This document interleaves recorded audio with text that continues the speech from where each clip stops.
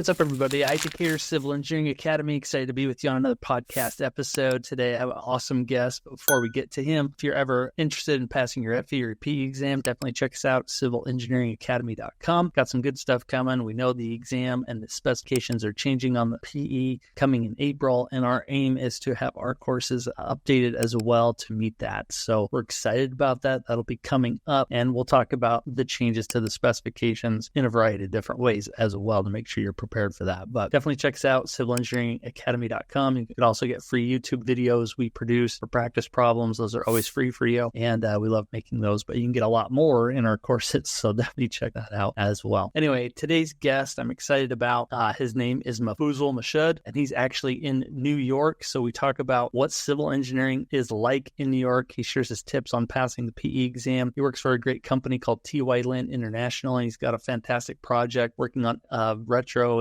elevators, and it's just something that's very New Yorkish. So wanted to talk about the industry that he's in and how he found his way from going from transportation into project management. And maybe that's a forum or a pathway that you want to do. And we talk about also his experience as a director for the ASCE. And I will apologize, we're in the middle of a move, so if you hear kids in the background and dogs barking, that's just life, okay? So we're just going to have to deal with it. But anyway, I'm excited about our interview. Mafuzul is going to be coming up right after this, and you're going to enjoy this one. We'll see you in a minute. Hey, before we start diving into this awesome podcast episode with lots of nuggets of awesome wisdom that we're going to help you with, I want to take a moment to highlight our awesome partner, Civil Engineer Gear. As a civil engineer myself, this is hands down the go-to destination for sleek and professional-looking day-to-day gear with a civil engineering flair. You can bet that it's mine for sure. So whether you're on the job site, the job office, you're burning the midnight oil studying for your exams, or you're just chilling at home on the weekends, which many of us do, there is civil engineering inspired products there that combine functionality and professionalism to be your companion, your best companion during those days you want to check out. I definitely love the comfortable t-shirts and sweatshirts. I'm wearing one right now. I don't start my day without a awesome drink, one of my favorite drinks, and their awesome canteens. We also have awesome mugs, and don't even get me started on the spacious bags that they have there. They're big enough for all of my personal protective equipment, my PPE, shove it all in there, carry it with me. And it's not so big that you can't carry it around. It's actually a perfect fit. You can use it for your gym clothes. You can use it for your camping gear, yoga, whatever it is, you name it, throw it in the bag. Now, the best part of all this is that shipping is free on all orders. So if you are interested in getting some sweet civil engineering gear, check it out at civilengineergear.com, and make sure to treat yourself with some awesome gear and accessories tailored specifically to your professional and personal life as a civil engineer. Go check it out. You won't be disappointed. All right, we are rocking and rolling. Mafuzul, thanks for joining me on the Civil Engineering Academy podcast. I appreciate you doing this. Absolutely. I'm glad to be here, Isaac. Yeah, I'm excited. I wanted to bring you on and talk about, you've got a variety of work experience and volunteer with ASCE. I want to talk to you about that, but I always love starting these episodes we do kind of just talking about how you got involved in civil engineering in the first place. What was your school like? How did you end up getting into this position, and what do you do today? That's a very good question. So I'd say one of my earliest interests in civil engineering could stem back from when I was a child.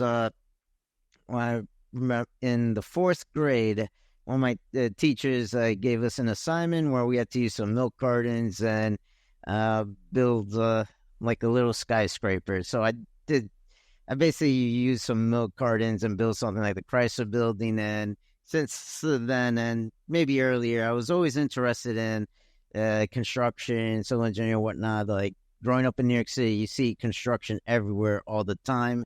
And I figured, that's probably a career I want to be in, and thought it's something that always keep me busy, and it's such a dynamic field in my opinion. Like, I'm in construction management, and I was hoping I'd be in the field every day, but there's also a lot of paperwork involved. But regardless of that, like what I love about what I do is that every day it's different tasks you got to handle and different problem that you have to solve, and it keeps me on my toes, and it keeps me sharp, and I always love a good challenge, and I'm always even more excited when I find a solution for the clients and the team to make sure a project or any activity moves forward.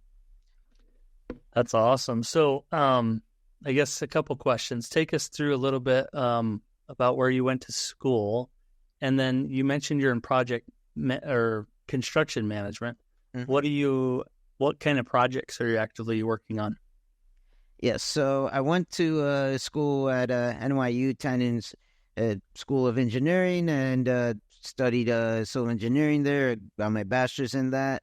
And these days, I'm currently working at T.Y. Lane International in their PMCM group. I'm a resident engineer overseeing one of the projects for MTAC&D here in New York City. It's called the replacement of 19 elevators, Package B, basically replacing several elevators throughout Manhattan and Queens to make them in compliance with latest and greatest ADA requirements, and also replacing them because they've been through several wear and tears. You can imagine MTA subway systems, it runs 24/7, so these elevators are running around the clock 24/7, and they get worn out over the years quickly. So, and it's gotten to a point where it's more cost effective to replace them in full instead of continue with the maintenance. So that's what led to a project, and we're hoping expedite the construction and make sure the public gets use of these new elevators as soon as possible.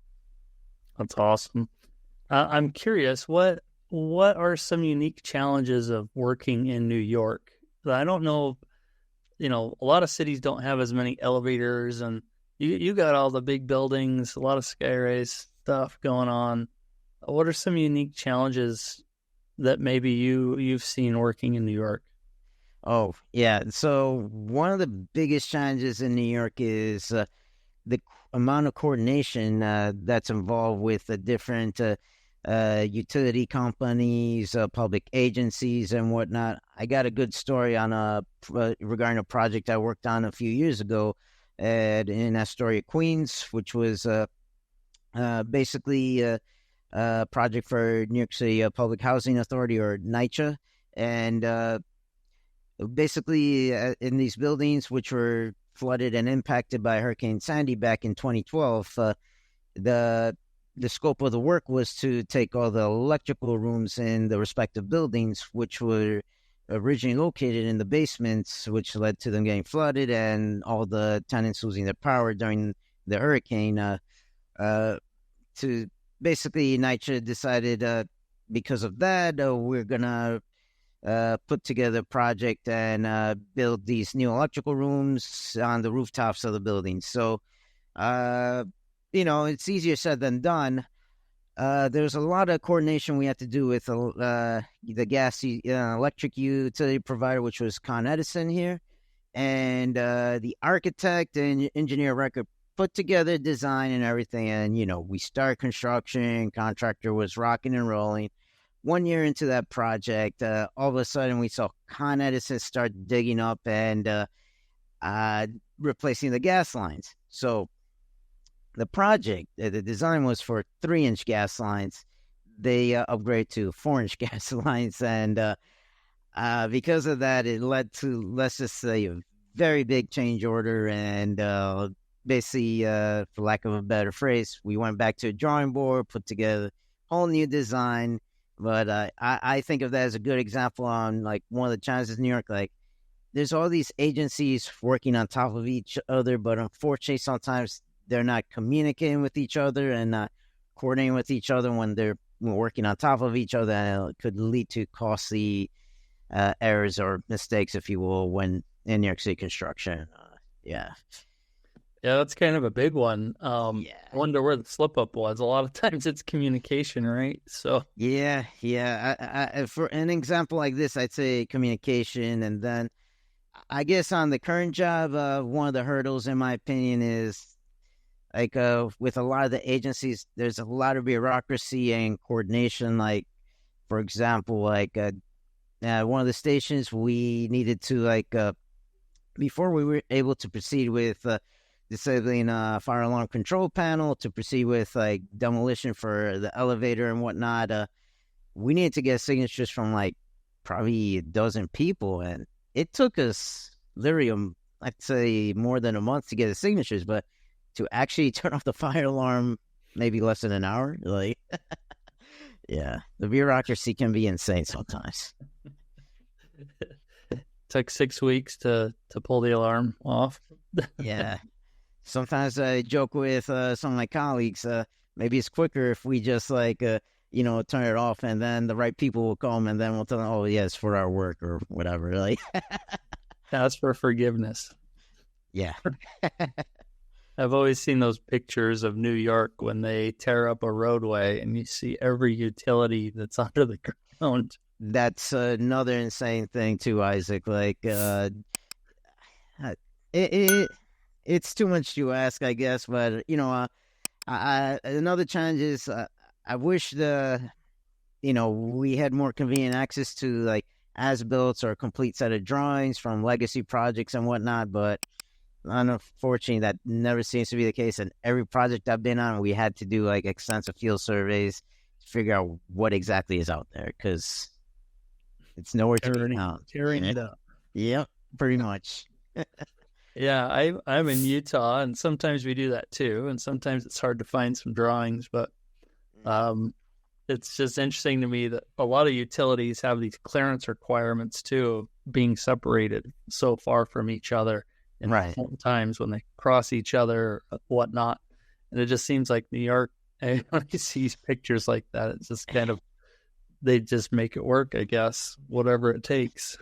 Yeah, I mean, some of the contractors, especially like the MEP contractors, they have my admiration and respect. I don't know how they figure out how to work around the clearances, especially in existing infrastructure projects. And yeah, it's a sight to behold. Like, so some of the rooms I've been in, especially like older utility rooms, I wonder, like, oh, that's not up to code. But I mean, I guess the client basically at the end of the day tells us, make it work, and we'll see what we can do. And yeah.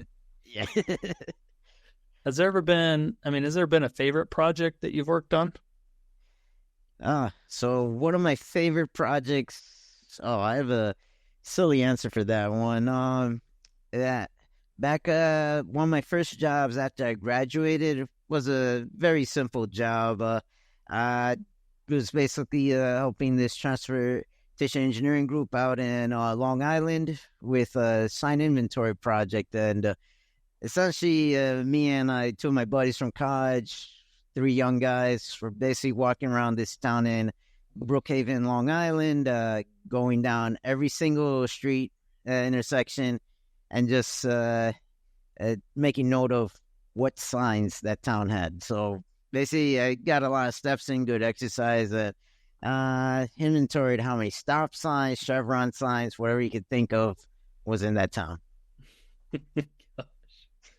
Did you get your 20,000 steps in that day? Oh, probably a little more than that. Like, yeah, a lot. Yeah, it was actually pretty interesting. Like, after that assignment, I got like one of my first like real like design jobs when I was behind the desk, if you will, working on CAD and whatnot. Like 8-hour days behind the desk, I realized like that versus being in the field, like I started growing a little gut because I was behind the desk now, and I'm like, oh wow, maybe I need to start dieting. That happens. Yeah. You get fed well and sit behind a desk, you start feeling it. COVID did that to me. Oh yeah. Sometimes I remember during like the peak of it, I'd be on the catch-up Zoom calls with my friends, just checking on each other, and I noticed like each call we had, like someone was changed in appearance. Like, oh, I guess yeah, we're indulging ourselves. It brings up a good question. I'm curious how when COVID hit, everybody went to work from home. Mm-hmm. What are you seeing in New York in terms of commercial property, people coming back to work? Is that changed, or is it changing, or? What's your thoughts on that? So in New York, I'd say it's still in the process of changing back to, I guess, pre-2020 levels. It is a lot better than it was like during the peak of the pandemic as far as the streets. I do see like a regular flow of commuters when I take the subway, to work and from work. In my opinion, it's not back to like absolute peak levels where we would like be breathing down each other's necks on the subway, like, packed like sardines, but it's getting crowded. And then compared to the peak of the pandemic, like, basically the roads were empty. In fact, you could go to like Times Square. Like there's like, you could look up videos of people like locals just walking in Times Square and it'd be like a ghost town. That's how empty it was, like everywhere. And sometimes I'd be like driving to my job site and door to door, it would literally, because there were no cars on the road, door to door, it would take me like 7 minutes. Like, Wow. yeah, that's not normal. Yeah. So, I mean, in some ways it was kind of nice when it was, not so busy, but it's nice when things get back to normal too. Oh yeah, absolutely. And there was back then there was a lot of fear and uncertainty since we didn't really know like what exposure to COVID-19 did and whatnot. So like now that we're more educated and we have the vaccine and all that, and hospitals are more well equipped to treat us, safe to say like we have a better peace of mind now. That makes sense. Mm-hmm. Well, let's dive back into your career a little bit. Take us through when you started your career, and now you're in you said construction management. Mm-hmm. What tips would you have for somebody that maybe wanted to follow the same footsteps, the same path that you did in your career? Any tips that you would share with somebody starting out this journey? Sure. So I'd say the best way for me to answer that is like maybe give a brief summary of like my career paths. So when I was still in college, I did an internship with a general contractor in the city, and like the PM I was working under, he told me like one of the most important things I could do as like aspiring civil engineer is get my professional engineering license as soon as possible. So I took that to heart. I looked into getting my FE exam passed and out of the way, and then like start tying up experience and whatnot required to register for the PE exam.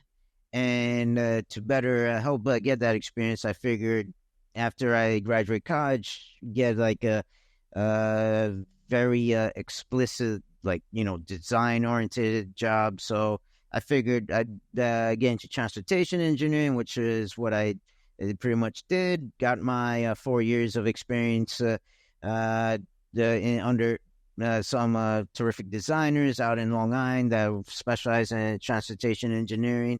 Once I got that experience under the belt, my true calling, I really wanted to get into construction management, though. So once I got the experience in transportation engineering, I decided, apply for the PE. Once I got that out of the way, I transitioned into construction management, where I started out as an office engineer and basically worked my way up to resident engineering and project management. I'd say from the transition from design to construction management, it was about 5 to 6 years for me. That's an interesting journey. I think there's a lot of people that start in one place and they want to end up somewhere else, but sometimes you don't know where that pathway is until you go through it, and those other options open up, and hey, I want to go into construction management, and that's a good place to be. So absolutely, yeah, I love it. Well, you mentioned passing the PE. While we're here, do you got any tips for people taking their exam? Yes, one good tip I have is like it is very useful to sign up for any like a PE exam course. Like like I cannot imagine myself passing that exam without one. Like the exam courses, they help you like in many ways. Like first, they give you a structure as far as helping put you in a schedule of studying for the exam and a timeline, if you will, and of course instructors that help with going through each breath or portion you need to study for the exam.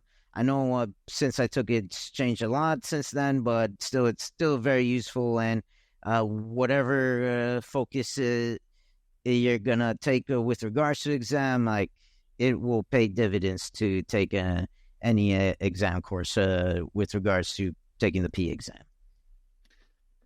What would you say to somebody that passes the P exam and they say, well, will I see an immediate raise or something like that? Do you agree that people will get immediate raise? Does it depend on the workplace, or is this something that's more of a long-term game that will help your career exponentially? So I'd say to reasonably answer that, like everyone's situation is different. Like speaking for myself, fortunately, like after I got my PE and I brought it up with my supervisor at the time, like they did do right by me, and I mentioned to them, like I really want to elevate my career. Like at the time, I was an office engineer, and they decided to to put me out there on a job as a resident engineer, like a small job. I guess it was luck and a matter of timing. Like excellent job, in fact, for me to get my feet wet as I guess an introduction to resident engineering. I only $500,000, and yeah, basically I proved to them I could handle that, and then the rest was history. Like from there, they elevated my responsibilities and included me on projects that were much larger in dollar values and whatnot. And I'd say basically, if you work at a company where they do annual evaluations and whatnot, as long as you mention to your supervisor, as far as a career roadmap, you plan on getting your PE license, and the expectation or the hope that you have is like you want to use that to leverage and make a case to get a promotion or get opportunities to get more challenging positions or roles in the company or wherever you are. I think that's the best approach there. I think that's great advice and great tips for anybody on the border getting their PE. I know there's big changes coming around the corner, but it's still definitely worth doing it. So great tips.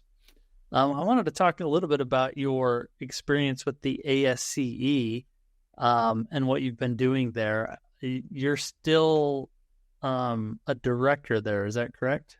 Yep, that's correct. So I've been involved with the ASCE's, I've been in the student chapter like back in my college days, but I'd say during like my professional career, I did take a break to study for the PE exam and get that out of the way.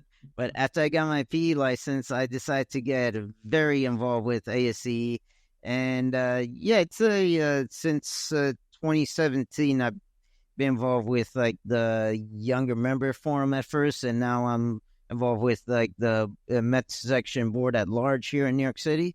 And to me, it's a great organization. Like besides the fact I get the opportunity to accumulate my PDHs and all that, great group of people to network with, and in fact, like I got a great example of why ASCE is useful. Like my current employer, T.Y. Lin, like the guy that interviewed me was someone I met in ASCE. Like I wasn't even expecting him to be the guy interviewing me. Like this was an interview during like the pandemic, so we got on Teams, and when I saw his face and he saw me, he was like, "Hey, I know you," and like basically the interview became more of a formality than anything since we already knew each other. So like, that's amazing. Yeah. Great networking opportunity, it sounds like. Absolutely. And you never know who's going to interview you. Yes. In fact, like for the current project, I was interviewing a field inspector this morning, and we were joking that like the way I like to describe the industry, especially in New York, is it's like a small, big industry. Like, it's one, the city itself, I guess there's a lot of people, but, you don't really go that far out. But at the same time, like, you do end up bumping into the same people. So I always tell people, don't burn bridges with anyone, even regardless of how their attitude or what demeanor is. Like, you never know when you're gonna work with the same person again, so always keep it professional and respectful. That's great advice for anybody. I think as soon as you start picking a niche that you want to go into, you come across these people again in organizations, conferences, and all these other places. Absolutely. I'm in transmission engineering, and it's a small world. So if you're going to burn a bridge, it could hurt you down the road for sure. Oh yeah. Well, I'm also curious, as the director, how much time does that take? And if people wanted to join ASCE and they wanted to become a director, kind of follow that leadership path, what's the day-to-day like for that type of role? Yeah, so fortunately, it is not super demanding. Essentially, what I do is like every few days, I just to get a pulse like from the forensic engineering group and the infrastructure group, which I help oversee, along with like the website committee. Like, basically just check in and see like they need anything from me or need anything brought up to the Met Section board. And essentially follow with the board on anything they need, whether it be like any tips or leads on any venues they need to help book for any upcoming in-person seminars, whatnot, or any like budget issues that need to be addressed to ensure that they can continue providing all the events that our members here at the Met Section love to attend. Whether it be for PDHs, networking, or just socializing with their fellow peers. I think it's fascinating that you're over the forensic side. I think that's kind of I don't know if it's a growing piece of the industry, but it seems like more and more times engineers are being called out to look at forensics, check out why something failed. What are you seeing in that field, in that arena? Yeah, so in New York, like one example I could give is like there's in the financial district. I forget the exact address, but there's like a abandoned residential tower. Like it was under construction. They stopped, I believe, back in 2015 because the foundation wasn't sound, and since then it's been through a flurry of lawsuits with the contractor, the property owners, and whatnot. Essentially, it's under a stop work order from the Department of Buildings because of the foundation and whatnot. And I'm sure they probably hired a bunch of forensic engineers to do analysis and whatnot and figure out who's at fault and whatnot. And anyway, it's an interesting case, and sometimes in the news I see local newspapers or whatnot report on it, sometimes jokingly saying, "Oh, 5 years later, it's still not built and whatnot," or etc. And I'm sure they have another article. I think the latest I heard about that project is, I mean, as far as I know, the only path forward is someone's probably gonna have to demo it and start again, and that's probably why it's still just out there. But yeah, I mean, I'm sure instances like that, I'm sure forensic engineering really comes in handy. Wow. Well, that's interesting. I just wanted to kind of touch upon that. So I think that's an interesting field to be in.